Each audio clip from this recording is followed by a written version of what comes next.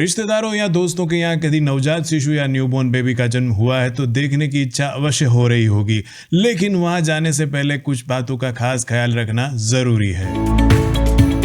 सबसे पहले किन्हें नवजात शिशु या न्यूबॉर्न बेबी को देखने नहीं जाना चाहिए उसकी बात करते हैं। तो दोस्तों, यदि आप बीमार है, आपको सर्दी खांसी है या आपको जरा सा भी शक है कि आप बीमार हो सकते हैं, तो कृपया नवजात शिशु को देखने ना जाइए, क्योंकि आपके मुकाबले उसकी इम्यूनिटी बहुत कम है और आपको जो लगा हुआ इन्फेक्शन है उसके अंदर भी जा सकता है। तो कृपया उसे संक्रमित होने से बचाइए और इस बार उसको बख्श दीजिए, क्योंकि मिलने मिलाने के मौके तो जिंदगी भर आते ही रहेंगे। इस छोटी सी जान को यदि अभी इन्फेक्शन लग गया तो उसकी तो जान पर बनाएगी।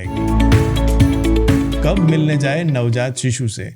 तो दोस्तों, जैसे ही आपको पता चले कि नवजात शिशु का जन्म हुआ है तो दौड़ के हॉस्पिटल या घर पे मत चले जाइए देखने के लिए, क्योंकि आमतौर पर पहले 1.5 महीने या 6 हफ्ते तक नवजात शिशु और माँ दोनों एक दूसरे को समझ रहे होते हैं और एक दूसरे की आराम, नींद और अनेक प्रक्रियाओं से रूबरू हो रहे होते हैं, एक दूसरे से संतुलन साध रहे होते हैं। तो इस दौरान जाकर उनको डिस्टर्ब करना ज़्यादा उचित नहीं है। तो यदि आपकी बहुत ज़्यादा आवश्यकता नहीं है उस नवजात शिशु या उसके परिवार को, तो कृपया 1.5 महीने के बाद ही जाने का सोचें।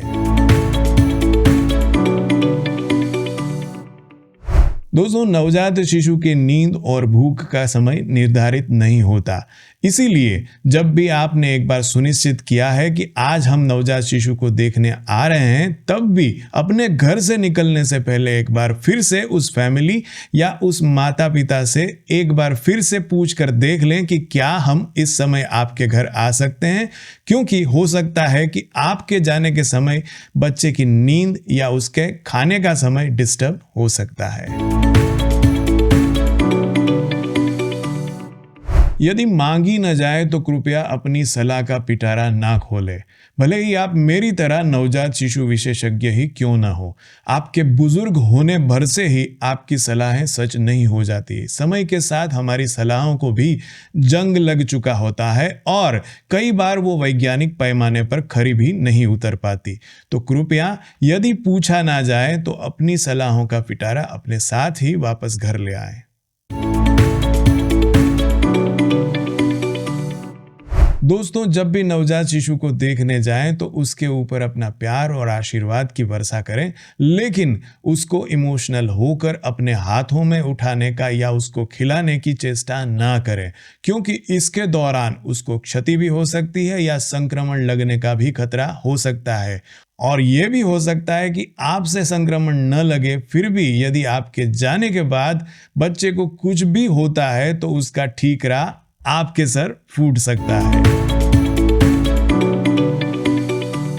जब भी आप किसी नवजात शिशु को देखने जाएं तो कृपया उस नवजात शिशु या उसकी मां के संबंधी कोई भी बेतुकी टिप्पणी ना करें, ना ही उस नवजात शिशु या उसकी मां के लालन पालन के संबंधी कंपैरिजन करें अपने पड़ोसी या अपने रिश्तेदारों के बच्चों के साथ, क्योंकि आप तो ये कहकर उस घर से निकल जाओगे, लेकिन आपकी ये नेगेटिव टिप्पणियां मां की मानसिकता के ऊपर अपना प्रभाव छोड़ सकती है और इसका असर उसके शिशु के लालन पालन एवं स्तनपान के ऊपर भी आ सकता है। तो कृपया अपनी इन बेतुकी टिप्पणियों को करने से बचें।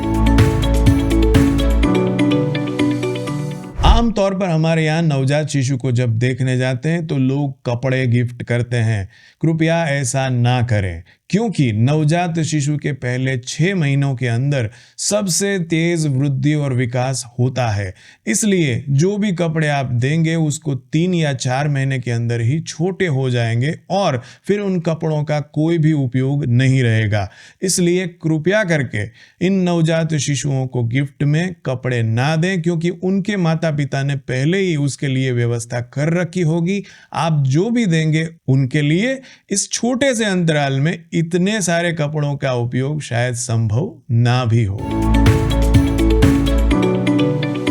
इनके इसके साथ साथ कई बार हम बाजार से बड़ा ही नवजात शिशुओं के लिए उपयोगी पाउडर, लोशन, क्रीम इत्यादि का एक फैंसी गिफ्ट हैम्पर ले जाते हैं और वो गिफ्ट करते हैं। लेकिन एक बार जरा पूछ ले उन माता पिताओं से या डॉक्टर से, क्योंकि ज्यादातर ऐसी फैंसी किट्स के अंदर पाए जाने वाली चीजों का उपयोग इतना खास नहीं होता और नवजात शिशुओं को इनकी कई बार आवश्यकताएं भी नहीं होती। नवजात शिशु को यदि आपको गिफ्ट देना ही है तो उसे किसी ऐसी चीज का गिफ्ट करें जो कि समय के साथ बढ़े और जब बच्चा बड़ा हो तो उसका उपयोग बच्चे की उन्नति में किया जा सके, बच्चे की प्रगति के लिए वो उपयोग में लिया जा सके। जैसे कि कोई इन्वेस्टेड गिफ्ट जिसके कि समय के साथ बढ़ने की अपेक्षाएं ज्यादा रहती है। दोस्तों, महंगा या लग्जरी फोन होना बड़े गर्व की बात है, लेकिन जब भी किसी नवजात शिशु को देखने जाएं तो अपने फोन को साइलेंट पर रखें और यदि कोई इंपॉर्टेंट कॉल आता है तो कृपया उस कमरे से बाहर निकलकर जहां नवजात शिशु की नींद डिस्टर्ब ना हो उस जगह जाकर अपने कॉल को अटेंड करना चाहिए ताकि नवजात शिशु को कोई भी डिस्टर्बेंस ना हो। और उस फोन के प्रभावी उपयोग को सिद्ध करने के हेतु यदि आप उस नवजात शिशु की कोई फोटो निकालना चाहते हैं तो उसके लिए कृपया उसके माता पिता की अनुमति पहले अवश्य ले लें, क्योंकि आज के जमाने में कई माता पिता ये नहीं चाहते कि उनके नवजात शिशु की फोटो सोशल मीडिया पे डाली जाए और उनकी प्राइवेसी ब्रीच हो जाए।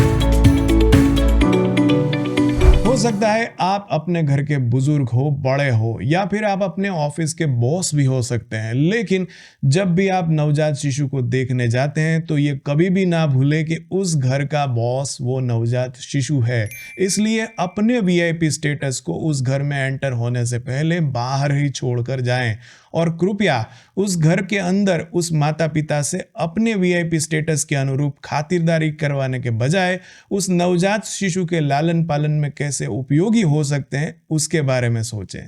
दोस्तों, हो सकता है आज के वीडियो के अंदर बताई गई कई सारी एडवाइसेस के ऊपर आपको कुछ एक भाषा का प्रयोग उचित ना लगा हो, लेकिन नवजात शिशु विशेषज्ञ होने के तौर पर मुझे लगता है कि नवजात शिशु जो बोल नहीं सकता उन्हें व्याख्यायित करने की जवाबदेही मेरी है और इसी को लेकर मैंने आज ये नवजात शिशु को देखने जाएं तो कौन कौन सी बातों का ख्याल रखें इस वीडियो के अंदर वो सारी बातें बताने की कोशिश की है।